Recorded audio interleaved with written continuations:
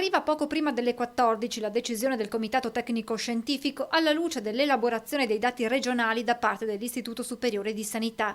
Dall'11 al 15 gennaio il Veneto sarà in zona arancione. Il ministro Speranza in serata ha firmato l'ordinanza. Tra i valori presi in considerazione l'R Conti che nella nostra regione si attesta a 0,97, quindi al di sotto della soglia dell'1, ma a pesare un aumento dell'incidenza negli ultimi 14 giorni che in Veneto è di 927,36 per 100.000 abitanti.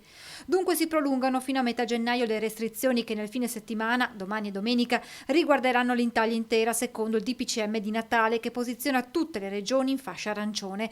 Ristoranti e bar chiusi salvo per il servizio di asporto, negozi aperti, divieto di spostarsi fuori dal proprio comune se non per motivi di lavoro, salute o ragioni inderogabili, le limitazioni che dovranno rispettare i veneti almeno fino al 15 quando scadrà il decreto del governo. Questo non è un fatto politico, noi ci affidiamo all'Istituto Superiore della Sanità. Scelta scientifica non politica, concetto che Zaia ribadisce anche di fronte alla richiesta che il PD regionale avanza allo stesso governatore di dichiarare la zona rossa. Noi ci rimettiamo alle decisioni dell'Istituto Superiore della Sanità, se decidiamo che il tema è un problema sanitario, se qualcuno vuole farlo diventare politico noi ci chiamiamo fuori, come abbiamo sempre fatto.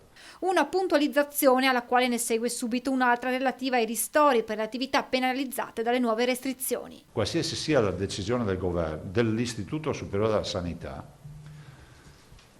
è fondamentale che ci siano ristori. Pensate alle palestre che sono chiuse da mesi, pensate ai bar e ai ristoranti. Comunque non è che hanno la colpa di aver diffuso il virus, però stanno pagando un duro conto e deve essere riconosciuto. Restrizioni che non fermano di certo la macchina vaccinale. Arrivate in Veneto altre 40.950 dosi, di cui si è già iniziata la somministrazione. Alle 11.55 di oggi ne erano state inoculate 48.520, un quarto del totale.